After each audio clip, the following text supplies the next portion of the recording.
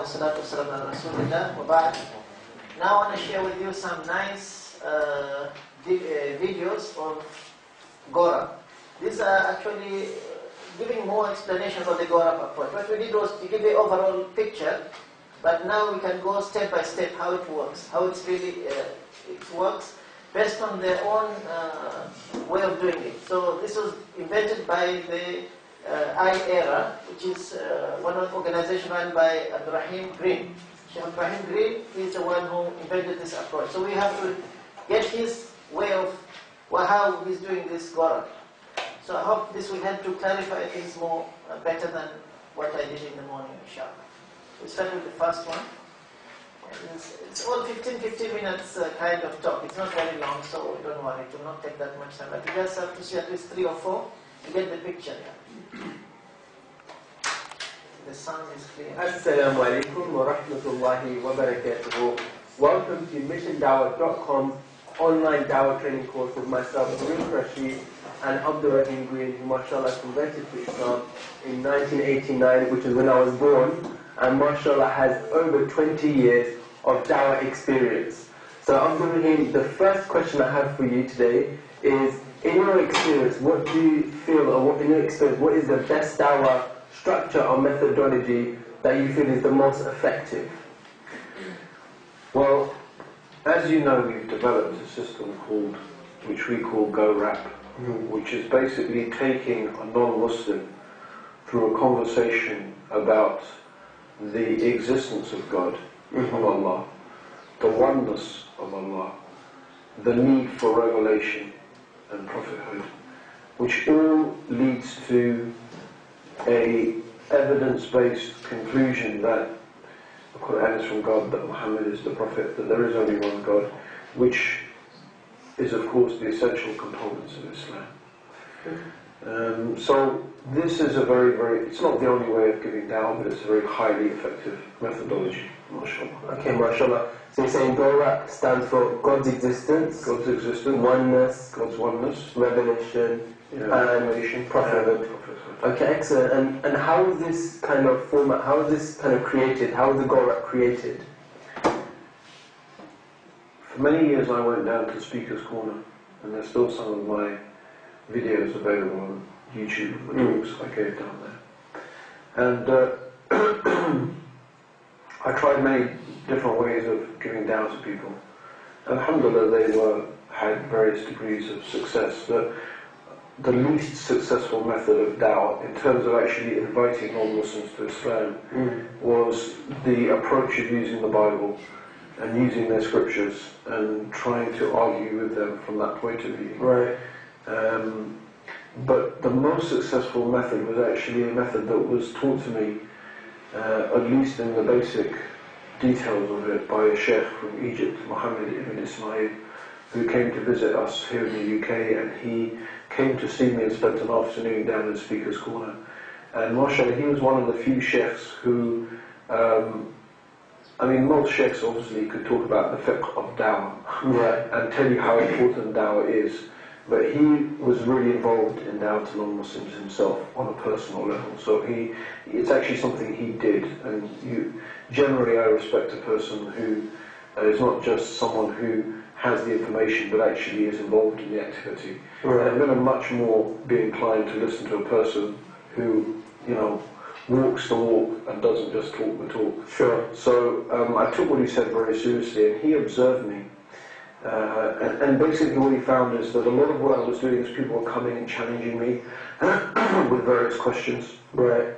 And I would try and respond to their questions and use type of logical, rational approach, right, to answer their questions and give them reasons why Muslims do this and why we don't do that.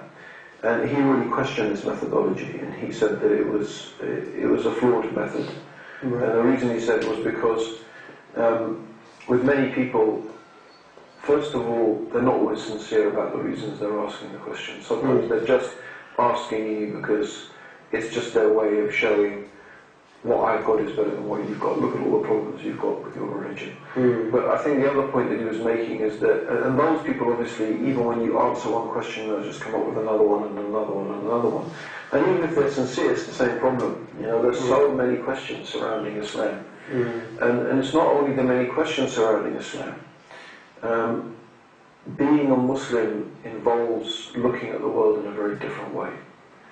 And so the one who looks at the world through the eyes of a believer in Allah, in the last day, that this universe is a creation of Allah, that life is a test, is going to be very different from a person who has a materialistic, secular approach, who thinks that life is just about happiness and enjoyment, for example, or whatever other things people may think, but they're different worldviews. So there's a real problem in trying to explain to a person with a different worldview the logic of why you do something, because actually your logic is very different. Your premise, the basis upon which you do things and don't do things is very different. So the Sheikh was making the point, why don't you first explain the premise? Why don't you show that, look, there is a God? And why don't you show that God is one? And why don't you explain to them that the Quran is from God and that Muhammad is the Prophet? Because if they accept those foundations, then they'll accept everything that comes with it. Sure. If they don't accept those foundations, what's the benefit of persuading them that pig is bad for you and alcohol is damaging and that interest-based economy is not the best way to go? Sure. Because even if they accept not to eat pig and they accept not to drink alcohol and they accept not to have an interest-based economy or whatever it may be, and they don't accept the oneness of Allah, the prophethood of Muhammad sallallahu alayhi wasallam, at the end of the day, when they meet Allah, all of that stuff is not going to benefit them. The only thing that is going to benefit them is their believing and accepting and declaring that there is nothing worthy of worship except Allah and that Muhammad is His messenger. So that's what led me to develop what is called a version of the go-rap approach. Right. I basically realized through my years and years of dawah experiences that there is a finite number of questions and a finite number of issues that people have with Islam. And so I began to realize that if you could have a conversation with most people that dealt with those issues and those problems, and some of them, the person themselves may not have it, but you'd be surprised how many people are familiar with it, right? So for example, not everybody may have a problem with the idea of the existence of God, but they may be very familiar with some of the arguments against the existence of God. So if in your conversation you can dispel or contradict some of those counter-arguments, then it's psychologically very powerful to the person you're having that conversation with. And that's why we've tried to build into the go-rap, which may seem to some people a little bit complicated, but it's based upon years of experience and the understanding that there is a narrative out there amongst the public, an atheist narrative, that has to be countered. And the go-rap makes an attempt to counter some of that narrative as well.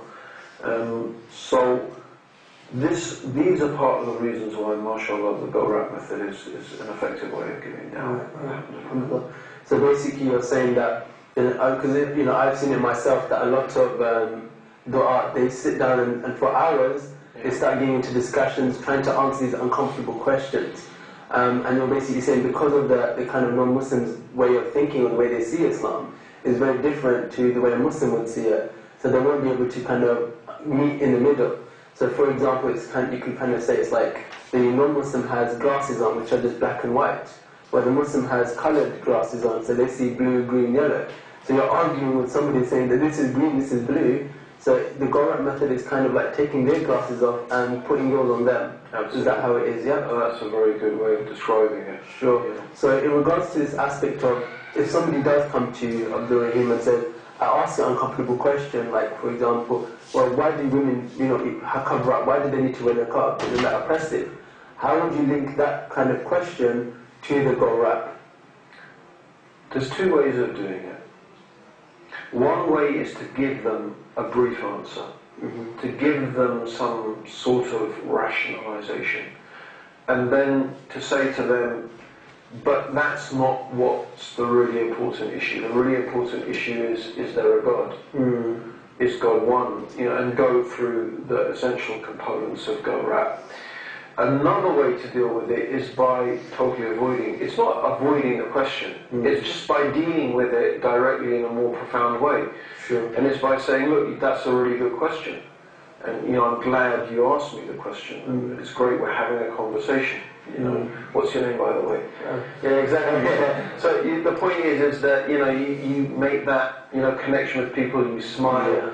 Almost automatically, the person will smile back. They'll feel this is about state change. It's about putting the person in a more comfortable zone, so they're going to be. These are basic skills that anyone who's worked in a shop should have, right? For example, when you're talking to a person about Islam, Islam has more rights that you should make a person feel as comfortable as possible. That's within what is halal for us to do. And so relax the person, because you want them to be able to accept what you're saying. And you can say to them, well, that's a really good question. But in order to answer that question, we need to understand the fundamentals, the basics of Islam. Sure. And then you could say, for example, to them, do you have a few minutes? Sure. Now, the reason why you say, do you have a few minutes, is, well, first of all, they might genuinely be busy. It's just polite to say that. The second thing is that if they say yes, first of all, that you've got a confirmation they're going to spend a bit of time with you. That's nice. And the second thing is, it's good to get affirmation. You want to hear them say yes a lot. You want them to be agreeing with you. So just getting that yes from them is a good way, to build up that relationship, that positive dynamic between you and the person you're talking to.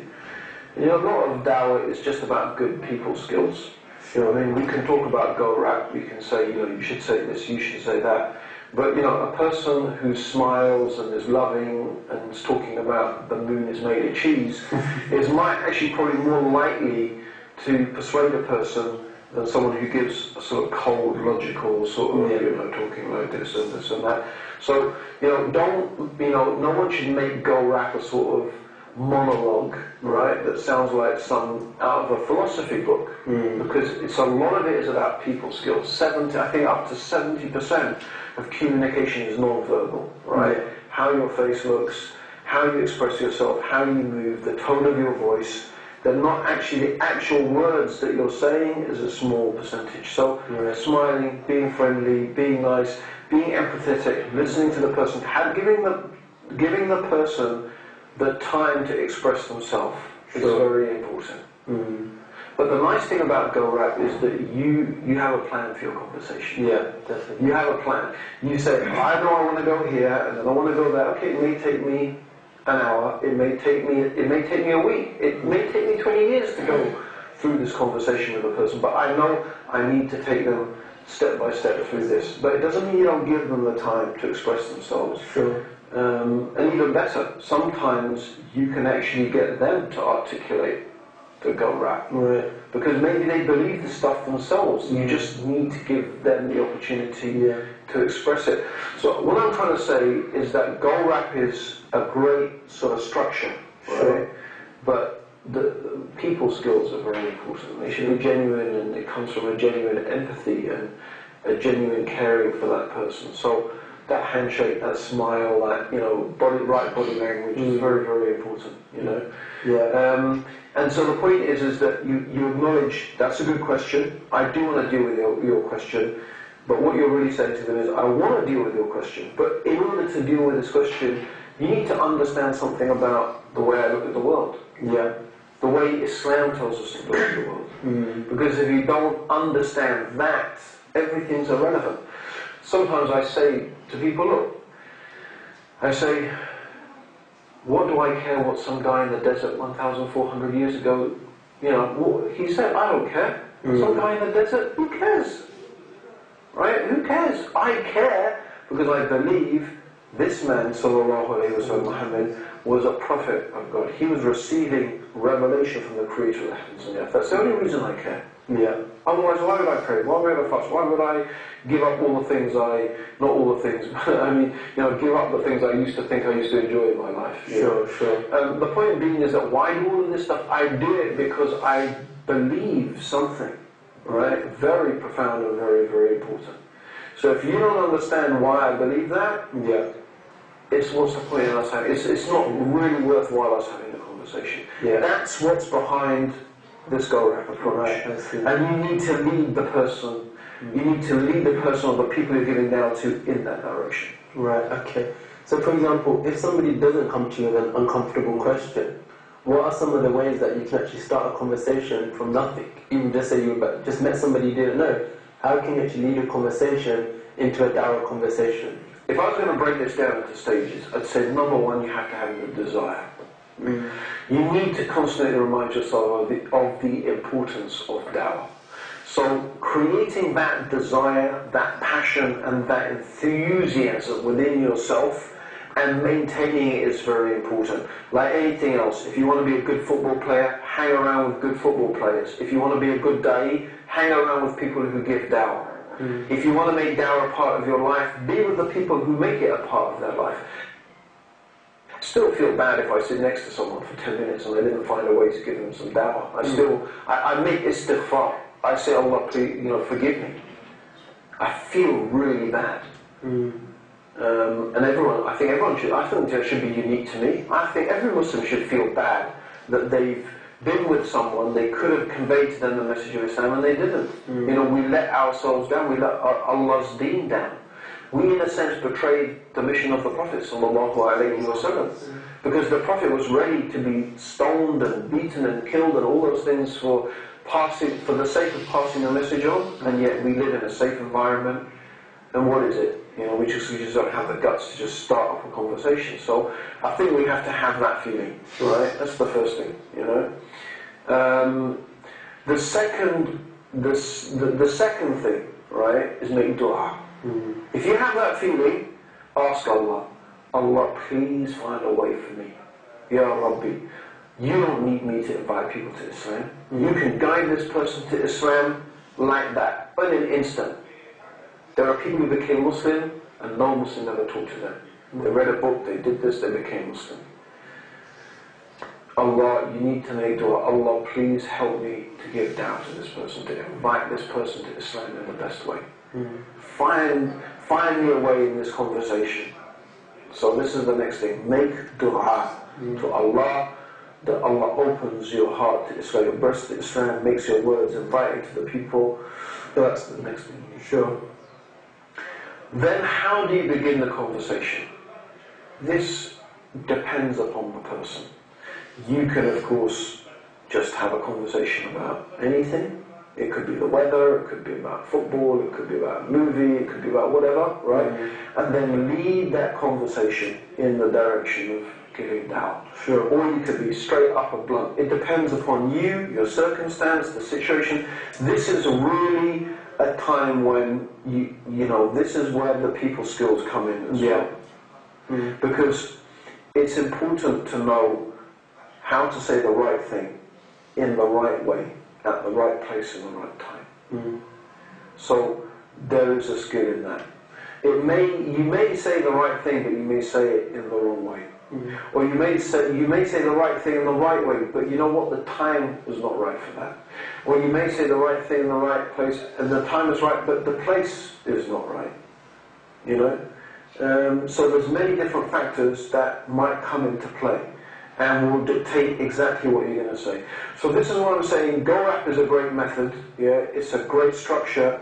But you know what? If you've got 3 minutes or 2 minutes, or you've just literally got a second to say something, maybe that's not going to be. You want to say something, and you could say something profound that would make the person think, but you've only got a few seconds. You don't want to go rap. You don't have to think of something else to say, right?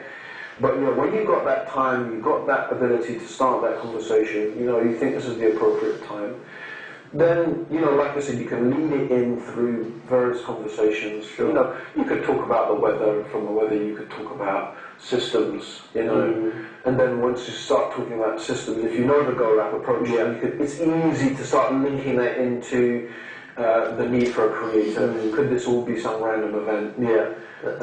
So there's many different ways. The weather's something the British always talk about. Maybe you need to make for yourself, you know, 3 or 4 conversation scripts almost. Yeah, like the one I said. Yeah, how you know that's a really good question. Yes. You know, in order to answer it, there's a nice script. You know, Marshall, I saw my son just did it the other day. Exactly, just before like that. He was talking to someone. The guy said, "Why do you pray?" Well, what are you saying? He said, "That's a really good question, but in order to be able to," and he just said straight, you know. So maybe you need to construct for yourself a few scripts that you can just slip into. I mean, if you've got the guts and you've got the sort of you've got that sort of personality, you can carry it through. You could just go, straight up. Go up to a person randomly in the street and, you know what, I've got a really important message to give you. Or as I've tried it, and they literally said, what would you do if a man with nothing but red underpants came knocking at your door at 3 o'clock in the morning saying come to read the gasometer? And just like, straight like that. And I've done that. You know, people just like, it's like, what? You know, and then you really get their attention. It's like, you know. So a lot of it is to do with you, your personality, what's appropriate, and I think everyone needs to develop for themselves some things they feel comfortable with. And it's not just feeling comfortable, push yourself, push your limits, push your abilities, you know. Dawah is a skill like anything else. You want to be good at something, you need purposeful practice, not just practice. Anyone can learn to ride a bike, and once you've ridden a bike, just go along a towpath. Yeah? But if you want to be heading down a hill at 40 miles an hour with rocks and bumps and roots and trees, and you need to build up your skill set. Right? So you only get to that stage by purposeful practice, by keep on pushing your limits. Not practicing, but practicing with a view to improving yourself constantly. Sure. Okay, excellent. So can you just give the viewers a last summary of the Go Rap method? Go Rap is a conversation that starts with talking about the existence of God, moving on to the oneness and the uniqueness of Allah, which is of course the whole issue of Tawheed, which is not, Islam of course is not just about Allah's existence, it's about the uniqueness and oneness of Allah. And then moving on to the need for revelation. Why do we need revelation? Why do we need God to send guidance to us? And how can we know the Quran is from Allah, and how can we know the Prophet Muhammad sallallahu alayhi wa sallam is who he claimed to be, the messenger of Allah? That's Go Rap. From that, it should really be Go Raps, because at the end of it, what you're looking for is Shahada. You're looking for them. Don't forget. You know, people should not forget to make that invitation. Make that invitation to actually invite them to Islam. Because you can bring them right to this point and say, that's fantastic, that's really interesting. That's it, they go with that. They have no idea that they can even become Muslim, maybe. One guy was asked, why did you become Muslim? He said, no one invited me, no one asked me. I didn't even like it. If someone had asked me, I would have become Muslim 20 years ago, you know. So, I mean, this is the thing, you know. Don't be afraid to make the sale at the end, right? You know, which is to invite them to testify to the oneness of Allah and to the prophethood of Muhammad sallallahu alayhi wa sallam. Okay, everybody, as you know, we are going to be using the Go Rap method, and in each series, in each video, we're going to be going through one aspect of the Go Rap and going more in detail. So as always, Jazakallah khair for watching. Assalamu alaikum wa rahmatullahi wa barakatuhu. I find interesting, eh? Yeah. That's the second one. We'll go to the third one. The second one is here.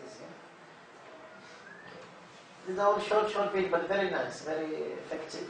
Assalamu alaikum wa rahmatullahi wa barakatuh. Welcome to the third video on our Mission Dawah.com online Dawah training course series with Abdul Rahim Green. So far we have discussed how the Go Rap is an effective method to convey the message of Islam to a non-Muslim, and we've also discussed how we should agree upon common sense within our Dawah conversations. Now we're going to be going into the thick of the Go Rap, which is G for God's existence. So Abdul Rahim, what are the reasons or what are the evidences to show that God exists? The two angles we can come at this. from is, number one, the point of view of design. If we have an ordered universe, surely there must be something that ordered it, because that's our common human experience, where we see things working according to laws, according to patterns, according to systems. Our common sense, our common human experience tells us that's what's common sense. Reason tells us that something must have designed it, must have organised it. So it's perfectly rational, perfectly sensible to link the observation of design, the reality of order, with intelligence and power and will. Sure. So it doesn't prove as an argument that Allah, as we know Allah, exists. But what it indicates is an intelligent, wise, powerful being. Right. That's the first stage, because it's quite important in GoRap that we're taking people through stages. Sure. So in a sense we're explaining to them, this is A, this is B, this is C. It doesn't prove that this letter, this letter, this letter yet makes this sentence or this poem or this whatever. So what we're trying to make clear in their minds is that common human experience leads us to conclude that where we see things working according to laws and patterns, according to order, something has imposed laws, patterns, order upon it. What exactly it is, we're not defining at the beginning of the conversation. We just want agreement with them, right? Okay. On that particular topic. Right. And the second is an argument based on causality. Sure. That everything that exists, everything that happens, has a cause. So an example of that would be, you're walking along in the desert, you find a mobile phone, sure, lying there on the sand. Now, although around you in the desert, you have the possibility, in terms of the basic minerals and the basic things that you need in order to make a mobile phone. So you have sand, from which glass and the silicon chip comes. You have plastic, you have oil, from which the plastic comes. You have traces of precious metals, which make the circuit board. Sure. You know, and then you have bits of twigs, and you know, even if it's the desert, you have some palm trees. I mean, the point being is that the basic minerals which make up a mobile phone, they are there, and some of them are there in plentitude. There's lots of oil, lots of sand, and you have the possibility of heat with the sun.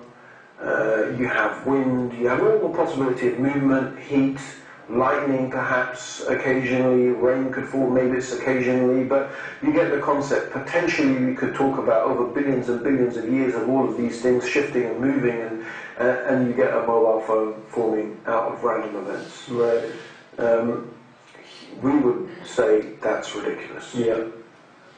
And it is ridiculous, because the mobile phone is something that clearly is designed. Forget the fact that we know a human being, because this is a bit of a red herring that some people say, yeah, but we know a phone has been designed, we know it's been made. That's a red herring. The point is that design is apparent in it, because there's certain things that need to come together in order for something to be designed, as opposed to stuff just lying around randomly. Yeah. We know the difference between something that is relatively random and something that is purposefully designed. And this displays the characteristics of something that is purposefully designed. We could come across an object that we have no previous experience of. It's not something, theoretically, that is not a mobile phone. Maybe it's something designed by an alien, but still we would recognize the components of design in it. Yeah. Even though it's not something we've got previous experience of. So the argument that, oh yeah, but that's just what we've got experience of, no, we'd still apply this to different places we went, different things we could potentially see. So that's the point. It's a very simple, very logical, very rational, something that appeals to it appeals to everybody, even the atheist really cannot bring a convincing argument. I guess it's so powerful and it's so basic. And the point here is to show that we have really good rational reasons to believe that the universe has a creator, because the design in the universe is apparent everywhere. We look at the alternation of the night and the day, we look at the different composition of gases, we look at many different things. Water, how amazing it is that water, when it is in its solid state, i.e. it's ice, it floats, it doesn't sink, because if water, when it was solid, i.e. when it was ice, sunk, then life would not exist. If well, probably definitely wouldn't exist on it. It might do, but it's unlikely. The composition of gases in the atmosphere just happen to be the right for life to exist. We happen to have this gas, the ozone, that filters out the harmful effects of the sun's radiation. We happen to be just at a distance from the sun that allows light. We happen to rotate on our axis on this earth at just the right speed. Amazingly, we happen to have another planet near us that actually diverts, its gravitational force diverts meteors from space so it doesn't bombard the Earth. I mean, what you find is the more you look, the more you see this incredible precision that exists within our solar system, and then you can explore even further into the very forces which make the universe what it is, gravity, the strong or the weak nuclear force. They all are in such a precisely, finely tuned way that if it was different by a small degree, the universe as we know it would not exist. Even the universe after the Big Bang would have exploded so quickly and so fast, everything would have dissipated. Or if the forces were different, it would have just stayed compressed. And it goes on and on. So and we find these evidences of design wherever we look. And the logical, rational conclusion to come to is that there is a designer. And if there is a designer, it must be that it must be powerful, and it must be very wise, very intelligent and powerful. These are simple things we can conclude by looking at the world around us, the universe around us. So basically you're saying that when we observe something, for example, like a mobile phone, we know there's an intelligence behind it because it's ordered, it has patterns, systems, processes working in harmony. And when we look at our creation, we see the same thing. Exactly. So that indicates that there's an intelligent designer that put us into existence. Absolutely. So what is the second argument that we know that God exists? The second argument is very simple. Everything that begins to exist has a cause. The universe began to exist, therefore it must have a cause. It's very simple. Very, very simple. Everything that begins to exist, something must have caused it. Something must have brought it into existence. Because we do not accept it. It goes against everything we know as human beings. It goes against the whole grain of common sense and reason that things just spontaneously come into existence. If we were sitting here in this studio and we found a pink elephant in it, we would not presume that this pink elephant literally just appeared out of nowhere. There's nothing from human experience to make us believe such a thing. And so everything that begins to exist has a cause. We are pretty sure, as much as we can be, that the universe had a beginning. It began to exist. Therefore, the universe must have a cause.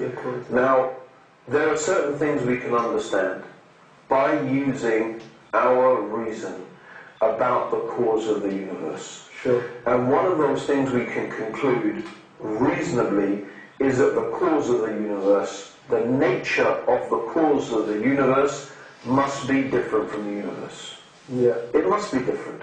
Because if its nature was the same as the universe, it would be the same as the universe. In other words, it would be more of the same. And then we would have to quite rationally ask, well, what brought that into existence? What caused that? Because everything that begins to exist must have a cause, so something must have caused that to come into existence. So that's why we can safely conclude that its nature must be different. The cause of the universe did not have a beginning. It never began to exist because it always has existed. As the universe is needy, this cause of the universe must be self-sufficient. Sure. This universe is finite. This cause that brought the universe into existence must be infinite. So it's very easy to conclude that the cause of the universe that must necessarily be there, there must be this cause for a finite, limited universe, should be infinite, self-sufficient, unconfined by space and time, which just happen to be some of the attributes of the Creator. Sure. So actually bringing these two arguments together, the design argument and the argument of causality, we can rationally conclude, and I would argue that it is the most rational conclusion we can make about this universe. Sure. Everything else just sounds just crazy. It just doesn't, it's really in fairy tale land. That there is a being that is infinite, that is self-sufficient, that is free of space and time, that is intelligent, that has will, and that has power. And we could only rationally conceive of one such being. There couldn't be two infinite, self-sufficient, omniscient beings. There can't be two. There can only be one.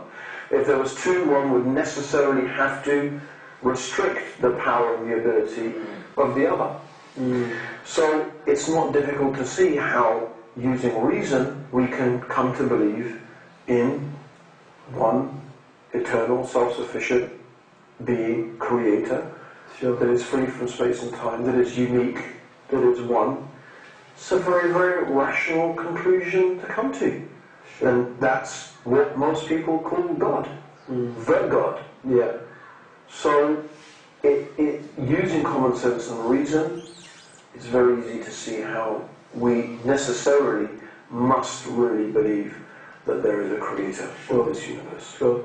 So you're basically saying that this universe itself, it had a beginning, and obviously we don't just assume something could just pop into existence from nothing.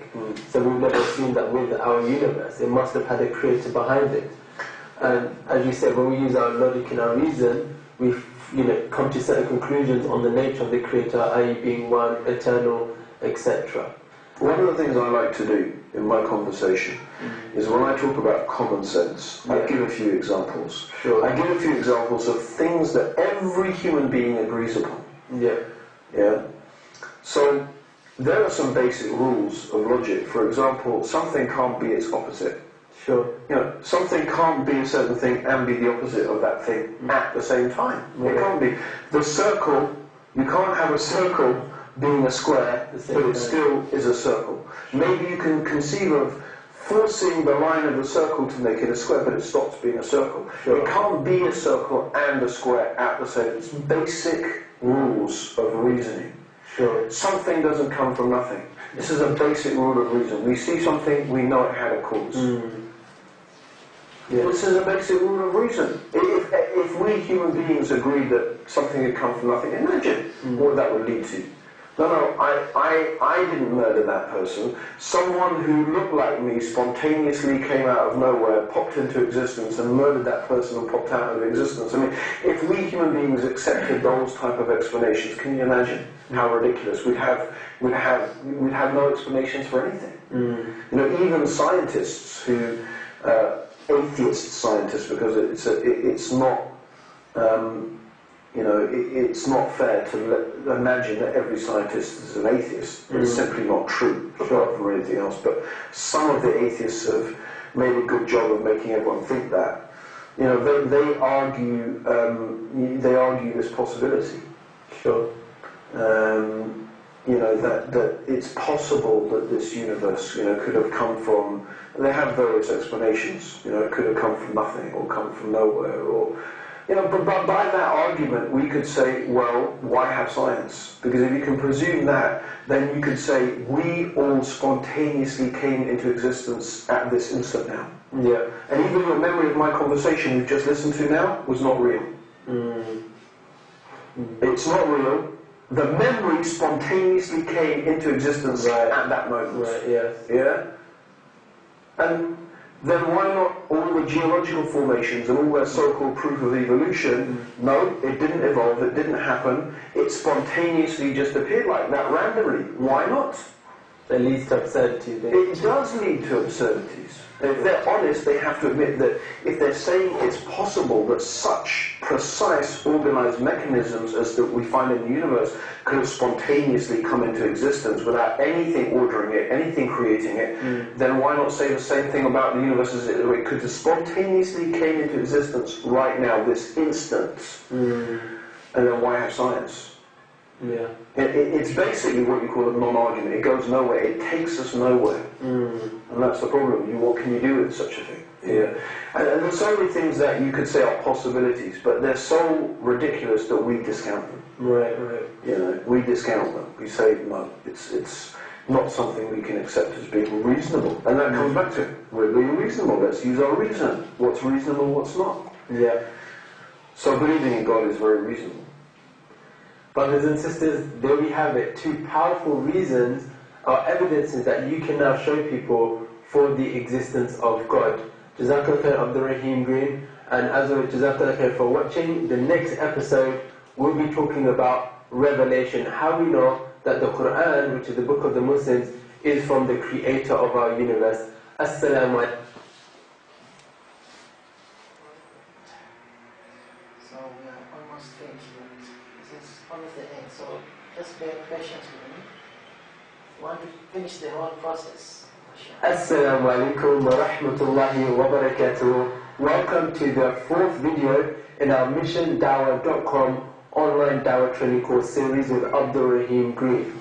So before Abdul Rahim, we discussed the reasons to believe in a creator of our universe. Some people say, fine, I agree with that, but that's it, I'm just going to live my life how I do. God never speaks to me, I'm just going to live my life and enjoy life. Where do you take the conversation from there?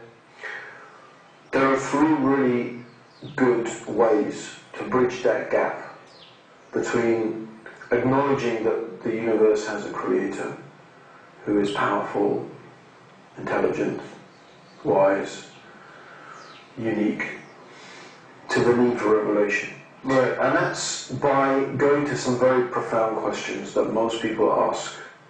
Number 1, what is the purpose of life? Why are we here? What's it all for? So you could discuss with the person, you could raise this topic. What is the purpose of life? Why do we human beings exist? Not what do you want to do with your life, but why do we human beings exist? Everything has a purpose. Your eyes have a purpose, your nose has a purpose, your mouth, your shoes, your pen, the earthworm. Everything has a purpose. Yet if we ask this question, what is the purpose of human beings? It's very difficult. You know, it's really hard to think or to actually answer clearly, where do we fit in this earth? It's almost as if we don't quite belong here. So that's a very profound question that I am sure everybody asks themselves at some time in their life. What is the purpose of life? So you can raise that question with them. The other question is the question of death. This is a very good time to introduce the concept of akhirah. Some du'at like to raise it at the end, which is fine. But this is the time that I like to, in the middle, I like to raise the question of death. Because that's a big question for most people. Sure. What's going to happen when you die? Is there a life after death? Will your energy just become merged with the energy of the universe and for all intents and purposes you have no existence? Or will you be reincarnated? Or is there a day of judgment, a paradise, a hellfire? Whatever is supposed to happen after we die, we need to know. We want to know. So whichever way it is, it would be really good to have some information about this one way or the other. Yeah. The third is the problem of evil. Why is there so much suffering in the earth? If there is a God, why is there so much suffering? Why is there so much evil? Why is there all of these bad things happening? Now it's very important that the question of evil is actually not a question about God's existence. Because conceivably, there could be a creator and a wise, intelligent, powerful creator who created a universe just to torture people. Right. I mean, we don't believe that about God, but it's conceivable. For whatever reason God may have for doing that. It doesn't mean there's not a God. It doesn't mean because there's suffering on the earth that there's not a creator. We know there's a creator for the reasons that we've given previously. Sure. So the question here is, and of course there isn't just suffering on the earth. There's love, there's joy, there's happiness, there's so many positive things, and there's many negative things as well. So the real question is, it doesn't impinge at all upon the existence of a creator, but it begs the question, why? Yeah. Why does the creator let these things happen? Why doesn't the creator stop the evil? Why doesn't the creator stop the good? It depends perhaps on your mentality, but you know, the question why is there. And the only way to come to any conclusive end to these questions is not through speculation. Philosophy can never answer these questions. Science can never answer these questions. Simply because this is unseen. So I'll give you an example. Imagine that I said to you, imagine we're in, you know, I was pointing to a building and I said, what is on the third floor of that building? In that window, on the third floor, what's in that room? You have no way. It's far away, you can't see it, the curtains are closed. You have no way of knowing. You can guess that maybe there's a chair and tables, but maybe there isn't. Maybe there's nothing. But what if I now said to you that your survival, your existence depends upon you knowing what's in that room? And you have to make a decision in the next 20 minutes. But what I have to offer you is various people. Each one of those various people is going to offer you an explanation of what's in that room. They're all going to make claims. These people are all going to make claims. One is going to claim this, one is going to claim that, one is going to claim this. And one of those people is going to be able to give you the right information. Again, it goes back to what we discussed. What process are you going to use to decide which guy is speaking the truth? Right? So, just to take a step backwards here, right? There's a need for revelation because we have some profound questions about our existence. And there's compelling reasons for us to understand that we need those answers to those questions. Sure. And it's not something, it's something we can expect, because we look at our life as human beings and we find that we have many needs. We have emotional needs, we have physical needs. And in this world we have all the means for those needs to be met. We're hungry, there's food. We're thirsty, there's drink. We're human beings that naked ache, of course we have clothes, right? We have all the means to provide for our needs, and also our emotional needs. So how about these profound questions? Wouldn't it be rational to presume that the Creator who has provided for all of these physical and emotional needs has also provided answers to these important questions? But as I said, the only way you can reach certainty is if God provides those answers. Nothing else will do. Everything else will be speculation. Yeah. So that's the need for revelation. The point about the room and the different people goes back to something Muslims believe. Muslims believe that the way that God, the Creator, has let us know the answers to these questions. What is the purpose of life? Not only what is the purpose of life, but how we should fulfill the purpose for which we have been created. So there's two things. The revelation tells us the purpose of life. It tells us about the life after death. It explains to us why God made the world in the way that He made it. Why is there evil? Why is there suffering? It provides all of the explanations. But it also tells us how to deal with that, how to live our life. So we believe that throughout human history, God has been sending messengers. They are human beings, as we are human beings, and they are a living example of how we should follow God's guidance. And these messengers have been given books. So we can refer to those books, and we look at those messengers as living examples of how to follow those books. Right. So the example I often give is, if you get a new piece of electronic hardware and you're unfamiliar with it, one of the things you'll be looking for straight away is the manual. Yeah. The instruction. How do I work this? How do I turn this on? Now these days some stuff has got so smart. Literally the manual is turn it on. Flip it over, turn it on, this and that, and the rest of it. But it depends on the piece of equipment. But whatever it is, usually you need the instruction manual. And it's no good to get an instruction manual from, if you've got a Sony Ericsson phone and you've got an instruction manual from Nokia, it's no good. You need the one who made the phone to give you the instructions for that phone. Sure. It's the same for human beings, right? We need an instruction manual from the one who created us. Yeah. We don't need other human beings who themselves need guidance to give us guidance, right? Yeah. Now, unless that human being has got guidance from God. So, and often what I also say is, imagine that when a company sold you a product, they didn't just give you an instruction manual. They sent someone to actually teach you hands-on how to use it. Yeah. You say that's customer service, right? Okay. So this is what we believe. We believe that God has given us a book.